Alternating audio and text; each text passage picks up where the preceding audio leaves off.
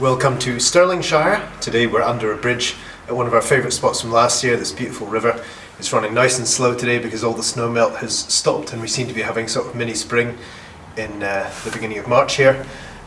This has been an especially exciting river from last year because we found some excellent finds, so let's see what we find today. It's great to be back in this river, but with all the snow melt in the water it's absolutely freezing. The first find of the day is this lovely plain crock jar. Then one of the famous ubiquitous little champagne bottles that you see everywhere in the lochs and the rivers in Scotland. Then I come across this interesting spherical object. Looks like it could be a switch, maybe a light switch, or it's some sort of industrial switch. Let us know if you have any ideas about it. An instantly recognisable find over there is one of these Victorian or Edwardian foot warmers, and I think I could really use one of these when I get out after the cold temperatures today. The old local dairies must have shelled out a fair bit of money on these custom milk bottles, and you've got to feel for them as most of them seem to have ended up in the lochs and rivers and not back at the dairies. An interesting bottle down here, and it says 6 to gallon on the base, so we know that is a measure of whiskey. Then I come across something a little bit more interesting. It is a green 3-part mould bottle. Could be a whiskey, could be a wine. It's got some nice numbers embossed on the base, which could either be 86 or 68, depending on which way you put it up.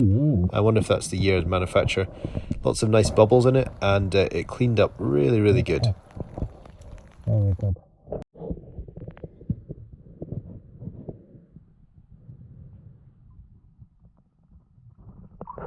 Suddenly I catch a glimpse of 2 enormous electrical insulators on the riverbed. One of them comes free quite easily, so I embark on the crazy mission to haul it across the bottom of the river and onto the bank and pick it up later. After a good scrub and some expert advice from our friend's Massive Haul on Instagram, we identify it as a Taylor Tunnicliffe 33 kilovolt insulator. So it would have been part of the local power grid supplying power to this town, and it would have been from about the 1930s. After a good scrub, I managed to get the central shaft out of the insulator, and took a wee while to clean, but it came up really nice. With it weighing the best part of 15 kilos, it makes quite a good kettlebell substitute for a workout. The dog seemingly doesn't approve, however. I spot a heavily embossed bottle down there, and a quick look, and I recognise it as a Sterlini whiskey. Luckily, I actually have one of these in my collection, which I found in the loch, and here's an example of it.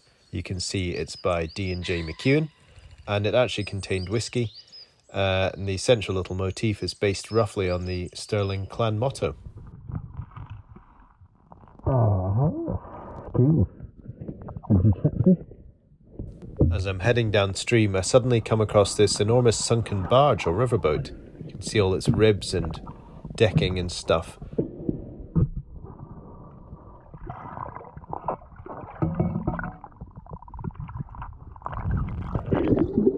And if we make our way to the back of the boat, we can even see the rudder. It's really cool. Trailing off the stern of the boat, we find the original mooring rope. Not sure how old this boat would be. If there's any experts out there, please tell us. Then I spot an interesting little coffee essence down there, which says Paragon on the side. I've never heard of this make before. Looks kind of a little bit earlier than the usual sort of 1890s, 1900s stuff, so if you've ever heard of it, please let us know.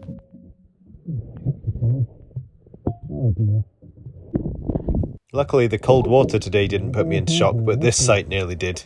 There's absolutely loads of glass debris here, ranging from sort of early to mid-1800s all the way up to about 1890. And the most infuriating thing is 100% of them are smashed. I can only think the wee manny who put these in the riverbank must have smashed them up with an iron spade before he put them in, much to the disgust of the future bottle hunters. Although currently everything here is smashed, it might be worth kind of coming back to this site every month or so after heavy rains and things to see if anything else is washed out.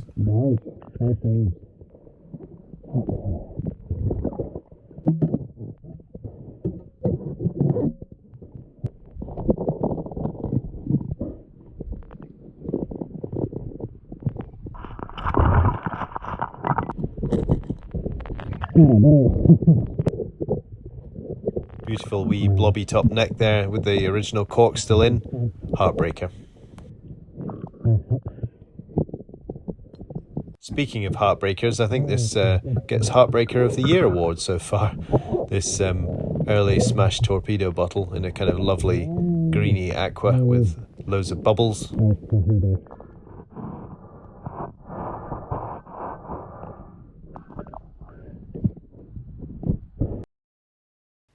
Slightly creepy, but always enjoy finding these Victorian shoes. You can still see all the stitching and the nails and everything. It's quite a moving kind of memento to the people that threw all this stuff away.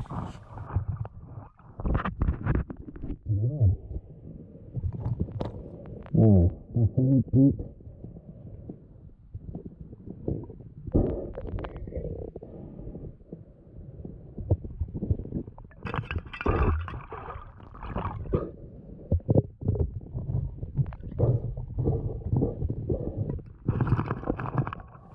Another wee heartbreaker here is this jug with a floral pattern on it. It's got some kind of man moulded into the front, which could be Bacchus, so maybe it was for wine. As amazing as this little site is here, I'm going to head downstream because it's annoying me that everything is broken. Come across this beautiful ice blue octagonal bottle, but surprise, surprise, also broken. I think so. I spot quite a dark, kind of browny looking bottle on the riverbed there. Pick it up, and it's finally complete. It's got some nice little bubbles in it, and it's got an unusual brown colour, which I don't really have a lot of in my collection. And it turns out to be a Kepler cod liver oil and malt extract.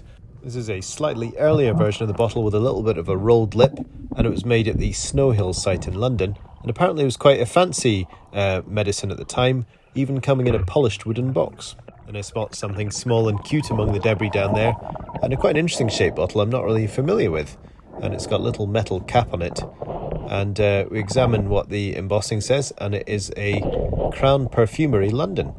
So it's an old perfume bottle, cracking little lid on it, and you can see an old advert here for a kind of Japanese-inspired fragrance. Moving further downriver now to another site, and picking up some things like we've got a little pickle jar here, which cleaned up quite nice. And then we came across this really gorgeous little sheer top kind of utility bottle with a sort of stepped shoulder on it. Cleaned up absolutely brilliant. And then we have a Port Dundas cream pot. I found quite a few of these in this river before, and they always come out with this lovely kind of mottled brown glaze, and they always clean up really good. I actually found one once that was full and still had its original cream inside, which, believe it or not, didn't actually smell that bad.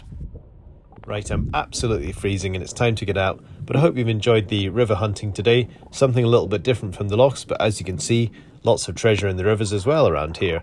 So we'll see you on the next one.